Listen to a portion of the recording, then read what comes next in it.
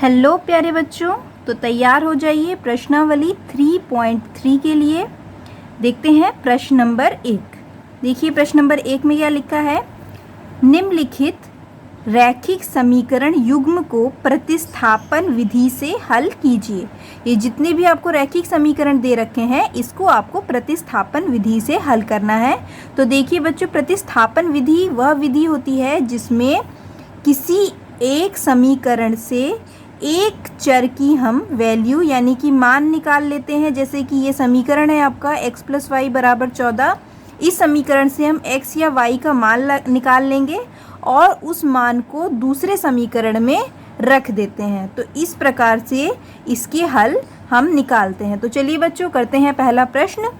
x + y = 14, x - y = 4। तो हाँ, ये हमारे पास पहला समीकरण दिया है, यह हमारे पास दूसरा समीकरण दिया है। तो हम क्या करेंगे, या तो हम पहले समीकरण में से किसी की वैल्यू निकाल के दूसरे में रख सकते हैं, या फिर दूसरे समीकरण में से x या y की वैल्यू निकाल के पहले में रख सकते हैं। तो मुझको जो छोटी लग रही है, जो आसान टेक्निक लग रही है, क्योंकि ये थोड़ा सा समीकरण छोटा है, x - y = 4 छोटा नंबर है, तो इसमें से हम वैल्यू निकालेंगे समीकरण 2 में से और इसमें रख देंगे। तो बच्चों समीकरण 2 में से x का मान निकालने पर, ये समीकरण 2 है, तो x - y = 4। तो x बराबर क्या हो जाएगा, ये माइनस का जो y है इक्वल टू के दूसरी तरफ चला जाएगा तो हो जाएगा 4 + y। तो यहाँ से हमको जो मान निकला x का हमारा, x बराबर 4 + y, इस x बराबर 4 + y को हम इसमें रख देंगे। तो हमारे पास जो दूसरा समीकरण है x + y = 14, इसमें हम x की जगह क्या रख देंगे, 4 + y। तो यहाँ रख देते हैं 4 + y = 14। तो ये हो जाएगा 4 + y कितना हो जाएगा, 2y = 14। ठीक है, 2y बराबर क्या हो जाएगा, 14 - 4। ये जो 4 यहाँ प्लस का है दूसरी तरफ आके माइनस का हो जाएगा, तो 14 - 4 यानी कि 10। तो 2y = हो जाएगा 10। ठीक है, अब हमें y की वैल्यू निकालनी है, तो y = हो जाएगा, ये 10 को तो हम यही रख देंगे। 2 जो है इधर y के साथ मल्टीप्लाई में है, गुणे में है, तो ये 2 जो है नीचे आ जाएगा इक्वल टू के, और ये हो जाएगा 10/2, तो ये हो जाएगा 5। तो यहाँ y की वैल्यू कितनी निकली, 5 निकली। और अब हम इसी तरह x की वैल्यू निकालेंगे। किसी भी समीकरण में हम y की वैल्यू रख देंगे और हमको x की वैल्यू मिल जाएगी। जैसे समीकरण 2 में हम y की वैल्यू रख देते हैं, x - y = 4, यही समीकरण 2 है। इसमें हम y की वैल्यू रख देंगे, तो x - 5 = 4। तो x = हो जाएगा, ये माइनस का 5 है, इक्वल टू की दूसरी तरफ जाएगा तो प्लस हो जाएगा, 4 + 5 = 9। तो दो वैल्यूज़ आपकी निकल गई, x बराबर 9 और y बराबर 5। x और x बराबर 9, y बराबर 5, ये दो वैल्यूज़ निकल गई, यही इसके हल हैं। अब इसमें चलते हैं, इससे भी हम बिल्कुल ऐसे ही करेंगे। ये आपका समीकरण 1, यह समीकरण 2। इसमें से हम s की वैल्यू निकाल लेते हैं समीकरण 1 में से। तो s बराबर हो जाएगा 3 + t। ठीक है, ये माइनस का t है ना, ये इस तरफ चला जाएगा तो प्लस का t तो हो जाएगा। तो s बराबर 3 + t हो गया। अब s की वैल्यू हम इसमें रख देंगे समीकरण 2 में। तो s की वैल्यू क्या है, 3 + t। तो जहाँ जहाँ s है वहाँ पे रखेंगे 3 + t/3 + t/2 = 6। अब ज़रा एलसीएम ले लेते हैं फटाफट। तो ये हो जाएगा 3 × 2 = 6, ये हो जाएगा 2 × 3 + t प्लस 3 × t यानी 3t = 6।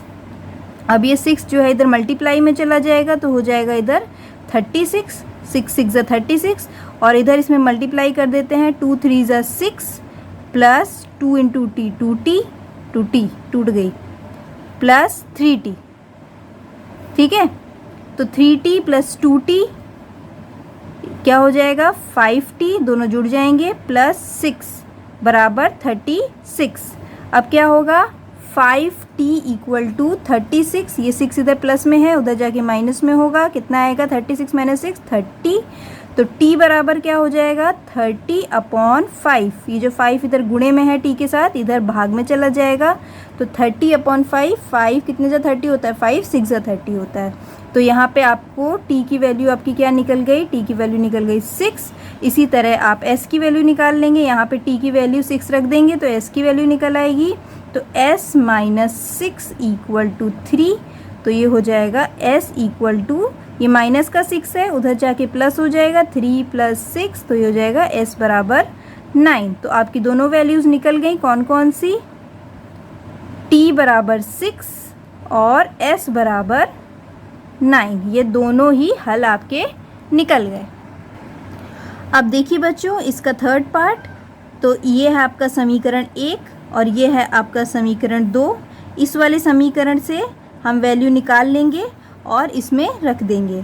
तो इसमें ऐसा करते हैं हम x की वैल्यू निकाल लेते हैं समीकरण 1 में से। तो 3x - y इक्वल टू 3 ये दे रखा है आपको।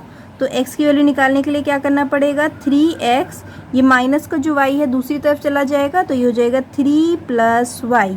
x बराबर क्या हो जाएगा 3 + y/3, क्योंकि ये जो 3 इधर गुणे में था इधर नीचे भाग में चला जाएगा। तो ये x की वैल्यू आ गई, x बराबर 3 + y/3। इसी वैल्यू को हम इसमें, ये जो दूसरा समीकरण है इसमें रख देंगे।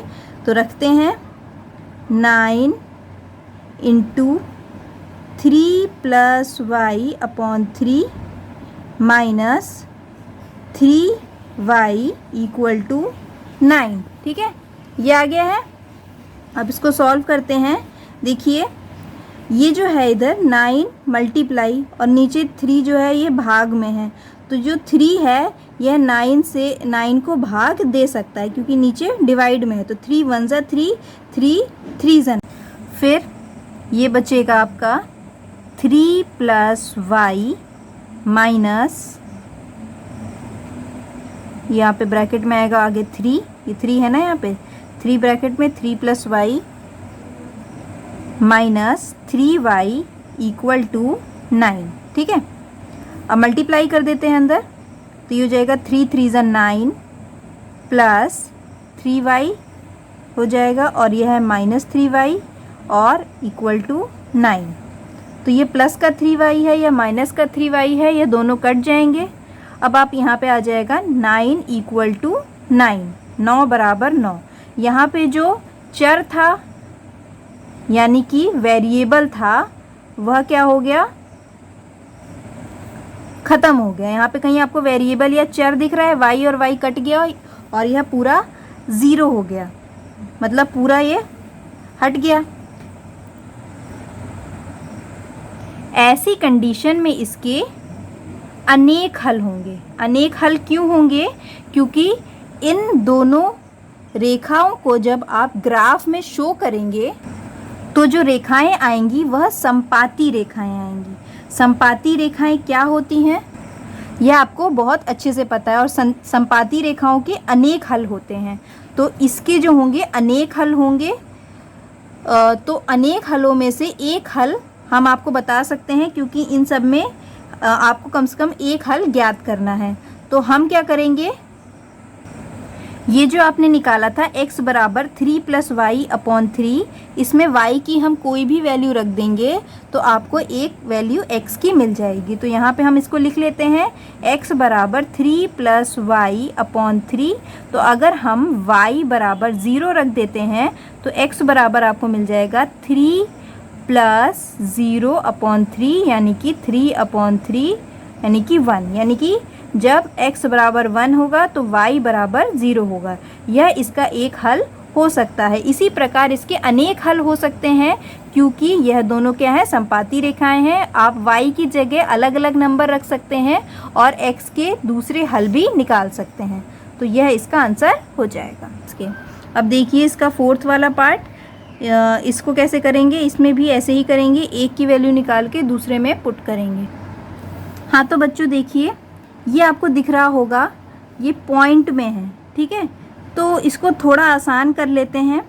तो 0.2x + 0.3y इक्वल टू 1.3, इसको हम क्या लिख सकते हैं, 0.2x को 2/10x क्यों लिख सकते हैं, क्योंकि पॉइंट के बाद सिर्फ एक नंबर है, इस नंबर को आगे लाने के लिए हमको 10 से भाग देना पड़ेगा। अगर पॉइंट के बाद 2 नंबर होते तो हम 100 से भाग देते, ठीक है। इसी तरह यह भी हो जाएगा 3/10y = 13/10, ठीक है। अब हम क्या कर सकते हैं, हम तीनों के जो 10 हैं हम काट देंगे। कैसे काट देंगे, यहाँ से 1/10 कॉमन ले लेते हैं, तो 1/10 ये हो जाएगा 2x + 3y = हो जाएगा 13/10। अब ये 1/10 है, यानी कि 10 इधर भाग में है तो उधर जाके मल्टीप्लाई में जा सकता है ना, तो ये हो जाएगा आपका ये हो जाएगा आपका 2x + 3y = 13/10 × 10, क्योंकि ये 10 था जो वो इधर मल्टीप्लिकेशन में चला गया, तो ये 10 और 10 कट जाएंगे, तो ये क्या हो जाएगा 13। तो 2x + 3y = 13, ये आपका पहला समीकरण बन गया।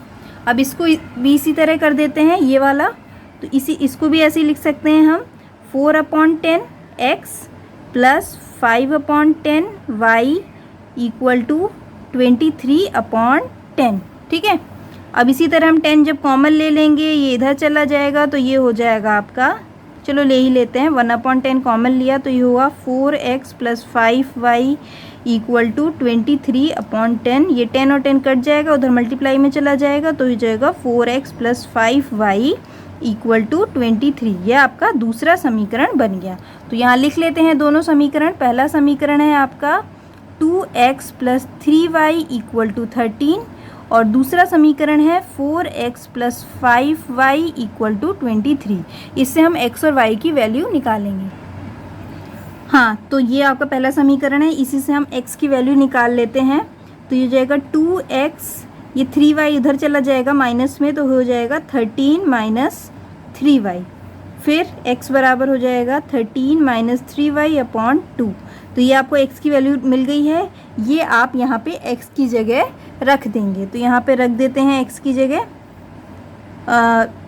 4 × 13 - 3y/2 + 5y = 23। अब ये 2 इधर डिवाइड में है, तो इसको ये डिवाइड कर सकता है, 2 × 2 = 4। तो अब ये जो 2 है ये अंदर मल्टीप्लाई होगा, तो 2 × 13 कितना होता है, 2 × 13 होगा 26 - 2 × 3 = 6, 6y + 5y = 23।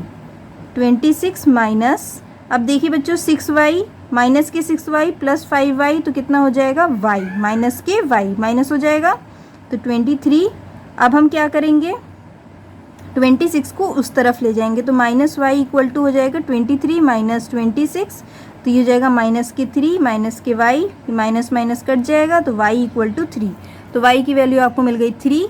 इस y की वैल्यू को आप इसमें पुट कर देंगे, तो 2 × x + 3 × 3 = 13, तो 2x + 9 = 13, तो 2x = 13 - 9, तो 2x = हो जाएगा 9, 10, 11, 12, 13, 4 हो गया, तो x = हो जाएगा 4/2 यानी कि 2। तो यानी कि x बराबर तो आया 2 और y बराबर आया आपका 3। ये 2 हल आपके निकल आए। अब देखिए बच्चों 5th पार्ट, ये आपका समीकरण 1, यह समीकरण 2, इसमें से वैल्यू निकालते हैं x की, तो हो जाएगा √2x बराबर, ये √3y है, यह दूसरी तरफ चला जाएगा, तो माइनस के √3y, तो x बराबर हो जाएगा माइनस के √3/√2। √2 क्यों, ये जो 2 इधर √2 गुणे में था, इधर जाके भाग में चला जाएगा इंटू y। तो ये आपका x की वैल्यू निकल गई, x का मान आपने निकाला, x = माइनस के √3/√2 इंटू y।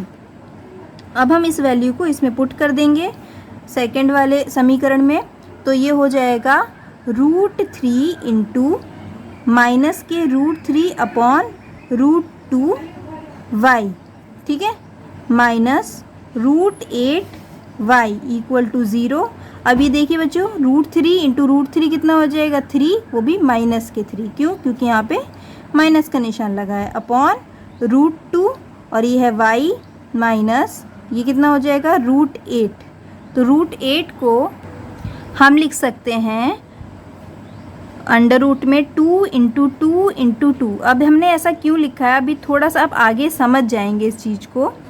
देखिए 2 2 4, 4 2 8, ये 8 आ रहा है ना, रूट में 8।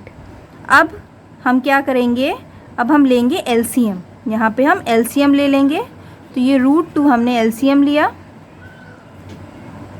तो यहाँ पे आ जाएगा माइनस के 3y माइनस यहाँ पे हो जाएगा कितना हो जाएगा, देखिए 3 √2 तो पहले से थे, तो ये हो जाएंगे अंदर 4 √2। तो 2 इंटू 2 इंटू 2 इंटू 2 और ये y और इक्वल टू 0। अब इसको यहाँ कर लेते हैं, ये वाले क्वेश्चन नेक्स्ट पेज में करेंगे, इसको यहाँ करते हैं। तो देखिए बच्चों, माइनस के 3y माइनस, अब देखिए पेयर बना लीजिए, पेयर में बाहर आते हैं ना ये, तो ये 2 और 2 का पेयर है, तो ये रूट के बाहर आ जाएगा, तो ये हो जाएगा 2, और ये और 2 2 का पेयर है, तो ये रूट के बाहर आ जाएगा, तो ये भी हो जाएगा आपका 2। तो 2 2 4 और ये y अपॉन √2 इक्वल टू 0। अब इसको सॉल्व करते हैं, ये √2 जो है इधर चला जाएगा मल्टीप्लिकेशन में 0 से, तो ये बिल्कुल 0 हो जाएगा। तो यहाँ बचेगा माइनस के 3y minus 2 2 4, 4y equal to 0। अब यहाँ पे कर देते हैं 3y माइनस के 3y माइनस के 4y कितना हो जाएगा, माइनस के 7y इक्वल टू 0। तो y इक्वल टू क्या हो जाएगा, ये 7 जो है माइनस का 7, इसको इक्वल टू के इस तरफ ले जाएंगे, तो यहाँ गुणे में है उधर भाग में चला जाएगा, तो 0 अपॉन माइनस के 7 क्या हो जाएगा, 0 ही हो जाएगा। तो y की वैल्यू आपकी निकली 0। अब ये y की वैल्यू जो 0 निकली है, इसको आप पहले वाले समीकरण में रख देंगे, तो हो जाएगा √2x प्लस √3 इंटू वाई, यानी √3 इंटू 0 कितना हो जाएगा 0 इक्वल टू 0। तो यहाँ पे क्या हो जाएगा, x बराबर भी आपका 0 ही आ जाएगा। तो x बराबर 0 तो y बराबर भी 0, इसके हल हो जाएंगे। हाँ तो बच्चों, ये है आपका 4th पार्ट, ये है आपका समीकरण 1, ये 2। इसको थोड़ा और अच्छे से बना लेते हैं, ये अपॉन में जैसे दे रखा है 3/2x, इसको सही से बना लेते हैं। तो ये आपका जो पहला समीकरण है 3/2x minus 5/3y equal to -2। तो इसमें ले लेते हैं एलसीएम, तो ये हो जाएगा आपका 2 3 6, 3 3 9, 9x, 2 5 10, -10y इक्वल टू -2। अब ये 6 इधर चला जाएगा, तो ये हो जाएगा 9x माइनस 10y, 6 2 12 यानी कि -12। तो एक समीकरण आपका ये बन गया। अब इसको भी इसी तरह सॉल्व कर लेते हैं। तो x/3 plus y/2 equal to 13/6। तो ये हो जाएगा, एलसीएम ले लिया है, 3 2 6, 2x plus 3y equal to हो जाएगा 13/6।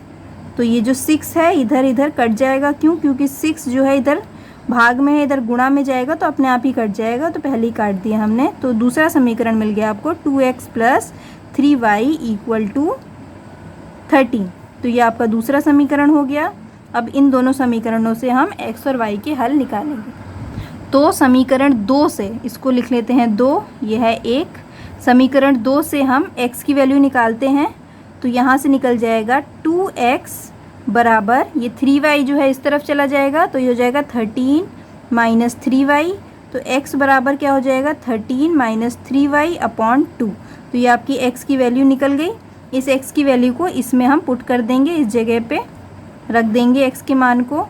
तो रखते हैं 9 into 13 minus 3y/2 minus 10y equal to -12। तो ये कितना हो जाएगा, 13 इंटू 9, ये हो जाएगा 9 3 जा 27, 9 जा 9 10 11, तो 117 माइनस 9 3 जा 27, 27y/2 minus 10y equal to -12। 117 minus 27y, यहाँ पे ले लेते हैं एलसीएम, तो ये हो जाएगा 2 10 20, तो 20y इक्वल टू माइनस के 12, तो यहाँ पे हो जाएगा 117 माइनस के 27y और माइनस के 20y हो जाएगा माइनस के 47y इक्वल टू माइनस के 12, तो यहाँ पे कितना होगा, ऐसा करते हैं 117 को उस तरफ ले जाते हैं और माइनस के 47y यहीं पर छोड़ देते हैं, तो माइनस के 12 माइनस 117।